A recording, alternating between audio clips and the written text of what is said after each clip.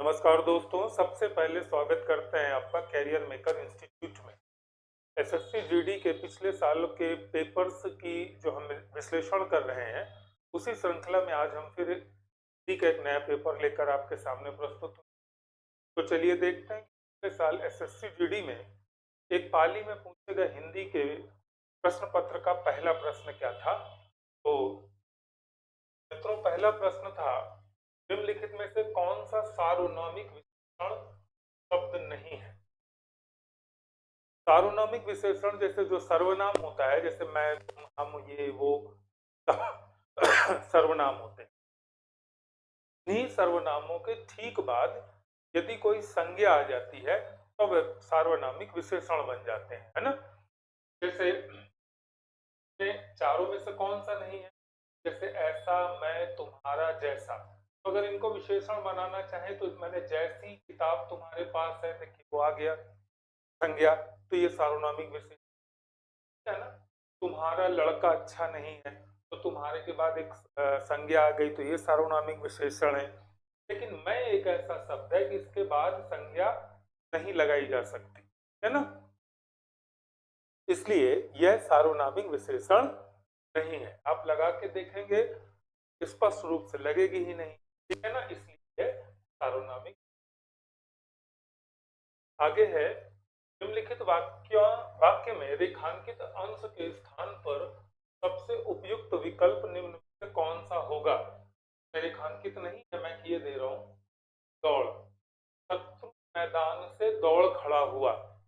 ये तो हम सामान्य रूप से भी बोले तो हम दौड़ खड़ा हुआ तो नहीं बोलते कभी भी। चार ऑप्शन, उठ खड़ा हुआ, भाग खड़ा हुआ, निकल खड़ा हुआ, खाना खड़ा हुआ। तो ये तो अगर हम बोलेंगे भी तो जान जाएंगे कि कौन सा उत्तर सही है। तो शत्रु मैदान से भाग खड़ा हुआ माने विकल्प दूसरा इसका सही उत्तर है। प्रश्न है, निम्नलिखित विकल्पों में से कौन सा एक वाक्य संयोजक क्रिया विशेषणों से संबंध रखता है। आपको पहले भी बताया है कई बार हर वीडियो में कि जहां भी जैसे तैसे, जहां वहां, ऐसा वैसा, ऐसे करके कोई भी वाक्य सुनता है तो वह संयोजक क्रिया विशेषण होता है। ये पिछले कई पेपर्स में ये प्रश्न आ चुका है। तो देख रहे हैं, जैसे मैं जाग रहा हूं, ये सरल वाक्य है। वे लेटे हुए थे, ये भी सरल वाक्य है। मैं सो रहा था, ये भी सरल वाक्य है। इस वाक्य को आप देखें, जहां आप पढ़ेंगे वहां मैं भी पढ़ूंगा, जहां वहां, ऐसा करके जब भी आए, या जैसा वैसा, ये सब संयोजक क्रिया विशेषण पर चार माने विकल्प चार इसका सही उत्तर होगा। अगला प्रश्न है, महादेवी वर्मा महान कवयित्री थी। इस वाक्य में अशुद्ध वर्तनी वाला शब्द कौन सा है। ठीक है ना, तो देखो चार दिया हुआ है, महादेवी शुद्ध है, कवित्री, वर्मा, महान। इसमें जो अशुद्ध शब्द है ये वर्तनी में भी आता है मित्रों, आपको इसे करना चाहिए, ये अशुद्ध है। कवियत्री ऐसा नहीं लिखा जाता, मैं लिख के बता दे रहा हूं, अशुद्ध वर्तनी में भी आए, इसको ध्यान रखें। ये लगभग सभी एग्जाम के हर पेपर में आ चुका है। तो कवित्री ऐसे लिखते हैं, कव और ये स्त्री, ये सही वर्तनी है ना। और देखिए महादेवी, वर्मा और महान ये सब सही लिखा हुआ है, कवित्री गलत लिखा हुआ है, तो वही शुद्ध है। और सही वर्तनी कवित्री ऐसा होता है, कव इत्री। अगला प्रश्न, निम्न जिसका जन्म बाद में हुआ हो, वाक्यांश के लिए उपयुक्त तो शब्द क्या होगा। अग्रज माने होता है बड़ा भाई, माने वो पहला उसका जन्म हुआ है। ज्येष्ठ माने भी बड़ा होता है, और अग्रजा माने बड़ी बहन होता है ना। अग्रज जा लगा है माने बड़ा भाई, अग्रजा माने बड़ी बहन, ज्येष्ठ माने बड़ा। और प्रश्न यह है कि जिसका जन्म बाद में हुआ हो तो वह होगा अनुज। अनुज माने होता है छोटा भाई, माने वो बाद में हुआ है इसीलिए छोटा है, ठीक है? अगला प्रश्न है, वे जन्म पर्यंत ब्रह्मचारी रहे। ठीक है, उपर्युक्त वाक्य में रेखांकित पद के स्थान पर निम्न में से कौन सा शब्द आ सकता है। रेखांकित नहीं दे रहा हूं, जन्म पर्यंत, इसकी जगह कौन सा शब्द इन चारों में से आ सकता है। जीवन आरंभ होने तक, जीवन के बाद आजन्म और पुनर्जन्म। तो आप बताएं मित्रों कि इनमें कौन सा शब्द ले लें, जगह लगा दें और वाक्य का अर्थ भी न बदले। तो देखें, जीवन आरंभ होने जीवन के बाद आजन्म हो जाए। क्यों? जन्म पर्यंत का मतलब होता है आजन्म, जब तक जीवन है ना। ये समास में अगर देखें तो अव्ययी भाव समास होता है ये। आगे चलें। भगवान विष्णु ने एक अवतार कूर्म के रूप में किया था। उपरोक्त वाक्य में प्रयुक्त कूर्म शब्द का पर्यायवाची क्या होगा? भगवान विष्णु के मूलतः 9 अवतार माने जाते हैं, बाद में भगवान बुद्ध को जोड़कर उन्हें 10 अवतार कहा गया। तो 10 अवतार उनके हैं। तो उन्होंने समुद्र मंथन में कूर्म का भी अवतार लिया था, है ना। तो कूर्म का अर्थ क्या होगा? स्वान माने कुत्ता नहीं, कछुआ, सिंह, कर, कछुआ। कूर्म कछुए का पर्यायवाची होता है, ठीक है। कूर्म का अवतार लिया था तो माने कछुए का अवतार लिया था। अगला देखें, निम्नलिखित वाक्य का शुद्ध रूप क्या होगा? ये सब काल चक्र के पहिए के नीचे पिस गए। देखिए, जब काल चक्र कहा गया है तो पहिया बोलने की जरूरत ही नहीं है, क्योंकि काल चक्र का ही मतलब होता है काल का पहिया। यहीं पर पड़ेगा आपको। तो देखें जरा, वे सब काल चक्र में पिस गए, वे काल चक्र के नीचे पिसता गया, वे काल चक्र के पहिए के नीचे पीस गए, वे सब का काल चक्र के पहिए के नीचे पे। देख रहे हैं आप, ये तीनों वाक्य क्या शुद्ध है? ये बिल्कुल सही है। वे सब काल चक्र में पिस गए। काल चक्र का मतलब ही होता है काल के पहिए में, तो पहिया लग। अगला, नाव के पर्यायवाची शब्द में निम्न वाक्य पूर्ण कीजिए। नाविक खाली स्थान से नदी पार कराता है। ये तो बहुत आसान है, सामान्य बच्चा भी जानता है कि नाविक माने नाव चलाने वाला इससे नदी पार करवाए। नाव से, नाव तो इसमें क्या नहीं है। नाव का एक पर्यायवाची होता है कश्ती। रैन माने होता है रात, रेत माने सभी जानते हैं तरु माने होता है पेड़। तो ना तो रात से पार कराता है, ना तो रेत से, या ना तरु से, कश्ती से पार कराएगा। अगला प्रश्न, निम्नलिखित वाक्यांश के लिए उपयुक्त सार्थक शब्द चुनिए। भाप के कारण होने वाला अंधेरा। भाप माने जब कभी मुश्किल ठंड में जब बादल कंडेंस होते हैं तो पानी इवेपरेट होता है, माने वाष्पित होता है। तो वाष्प के कारण कोहरा छा जाता है, उसी कोहरे को हम धुंध कहते हैं, है ना। भाप के कारण होने वाला अंधेरा धुंध कहलाता है। क्लियर? ठीक है, आगे चलें। निम्नलिखित वाक्य में रेखांकित शब्द के सही विलोम से दिए गए वाक्य के रिक्त स्थान की। उसका रवैया ढुलमुल नहीं, वह अपनी बात पर सदैव अटल, अचल, अवश्य, निश्चित। तो सदैव अटल, टलेना, अटल रहता है, ठीक है। अगला, प्रत्यक्ष को प्रमाण की आवश्यकता नहीं होती। उपरोक्त वाक्य में रेखांकित शब्द के विलोम शब्द का चयन कीजिए।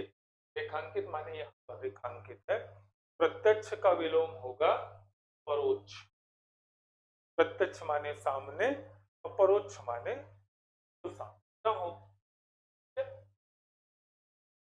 घोड़े बेचकर सोना मुहावरे का सही अर्थ। ये तो बहुत कॉमन सा मुहावरा है, सभी जानते हैं इसका अर्थ क्या है। घोड़े बेचकर सोना माने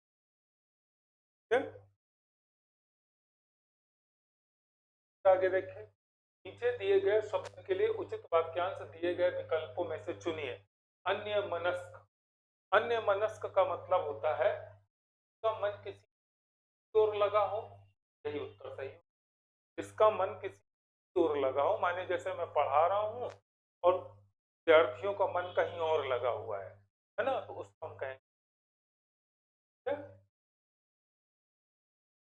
हुक्का पानी बंद करना मुहावरे का सही अर्थ है। ये तो पिछले भी कई पेपर में हम आपको बता चुके हैं, आया। हुक्का पानी बंद करना, चार ऑप्शन छोड़ना, बंद करना, जाति से बहिष्कृत करना और नशा करना। तो माने जाति से बहिष्कृत करना माने हुक्का पानी बंद करना।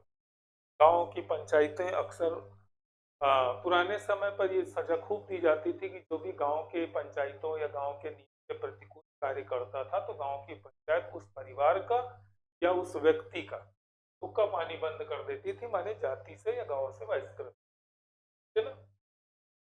और जैसे कि हर पेपर के अंत में गद्यांश होता है, गद्यांश को 4 दिए गए विकल्पों में उसके खाली स्थान को फिलअप करना, भरना होता है। सही फिर है आज गद्यांश यहाँ हुआ है। जिन दिनों यहाँ से जिन दिनों जीवन अपेक्षाकृत गतिहीन था उन दिनों कथनी और करनी का विरोध उतना नहीं था, लेकिन ज्यो ज्यो राजनीति और आर्थिक परिवर्तनों की रफ्तार तेज होती गई इस विरोध की उग्रता भी अधिकाधिक प्रतिकूल प्रतिकार प्रत्येक और प्रत्यक्ष अधिकाधिक प्रत्यक्ष चार ऑप्शन प्रत्यक्ष होती गई। आज जब हम खाली स्थान के दरवाजे पर खड़े हैं तो देखें जरा किसके दरवाजे पर खड़े हैं। कलयुग, अंधा युग, अणु युग, मध्य युग। तो हम आजकल परमाणु पे अणु युग होगा, अणु युग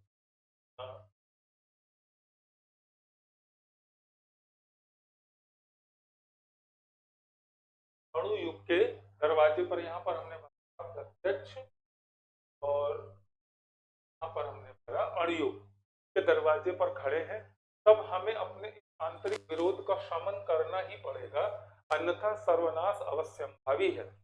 मानव मन की अतल गहराई में हम यदि झांक कर देखें तो वहां आज भी खाली स्थान फिर भी देख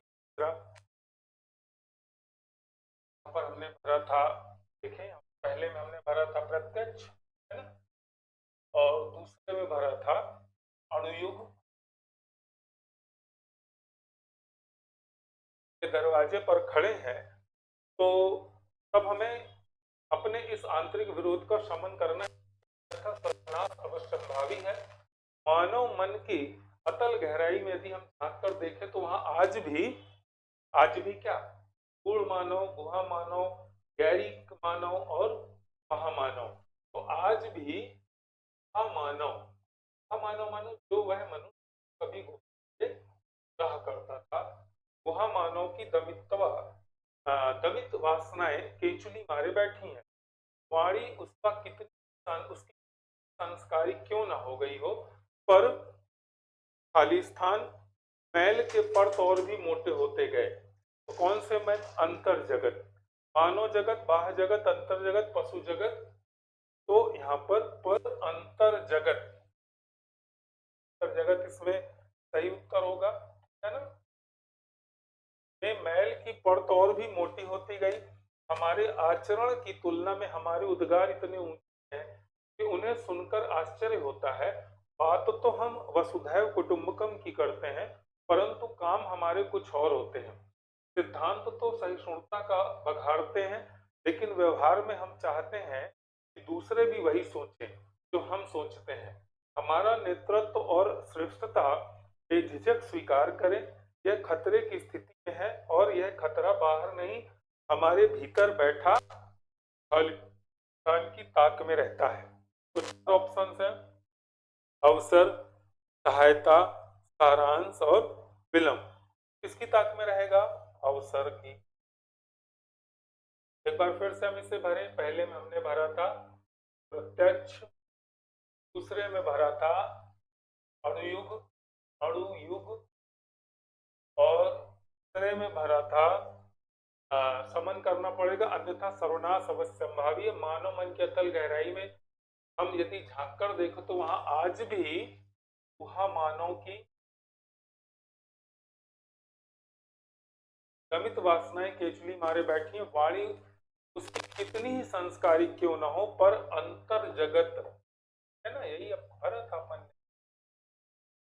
ये भर गया आपका पूरा पैराग्राफ, सही है। तो मित्रों हमारा वीडियो आपको कैसा लगता है आप हमें जरूर कमेंट्स करें, और अपने संदेह जो भी हो, इसमें डाउट्स जो भी हो उसे कमेंट्स करें, और आप किस विषय पर वीडियो चाहते हैं वो भी कमेंट्स करें। अगर पसंद आए तो लाइक करें, अदरवाइज कमेंट्स करें। मिलते हैं कल एक नए वीडियो के साथ, तब तक के लिए नमस्कार। धन्यवाद।